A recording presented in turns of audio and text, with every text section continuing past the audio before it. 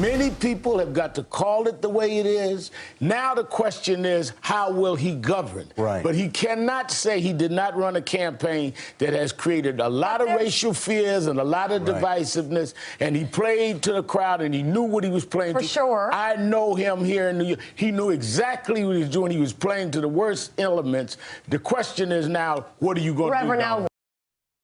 You know, I find it awfully strange that a nation that elected our first black president twice, both times by historic margins, somehow became racist overnight. I guess Reverend Al forgot that this 115th Congress that we the people just elected is the most racially diverse Congress in history. Listen to this. For our 115th Congress, 104 women were elected to the House of Representatives. 21 women are serving in the Senate. The number of women of color serving in Congress is set to quadruple. Senator Mazie Hirono is the second minority woman ever to serve in the Senate. Take a look. Senators Tammy Duckworth, Kamala Harris, and Catherine Cortez Masto will now be joining her. Kamala Harris is the second black woman ever to serve in the Senate, the first woman of South Asian descent. Cortez Masto is the first Latina to serve in the Senate. She's also the first Dominican American elected to Congress ever. Hispanics will set a new record in the 115th Congress, with 38 Hispanic members serving in both the House and the Senate.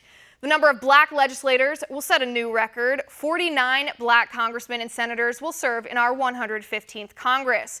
The number of Asian American legislators is also a new record. 15 Asian congressmen and senators will serve in this next Congress. Other firsts to note, Lisa Blunt Rochester is set to become the first woman, first African American, and first black woman to represent the state of Delaware in Congress.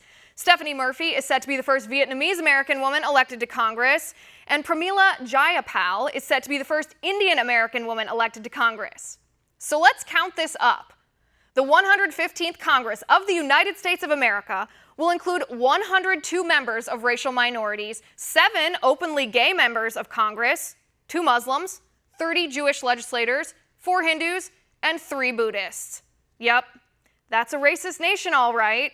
And the black people shrieking, "People are gonna die," and chanting white privilege and defacing monuments with cries of "Die, whites, die," they're not racist at all. And that's my final point tonight. You can reach me on Twitter at Liz_Wheeler. You know by now I read all your tweets. Also, if you liked the show, please send me an email at oann.com/contact. Remember, we're coming to you every night at 9 p.m. Eastern now, so don't miss us tomorrow at 9. And until then, have a good night.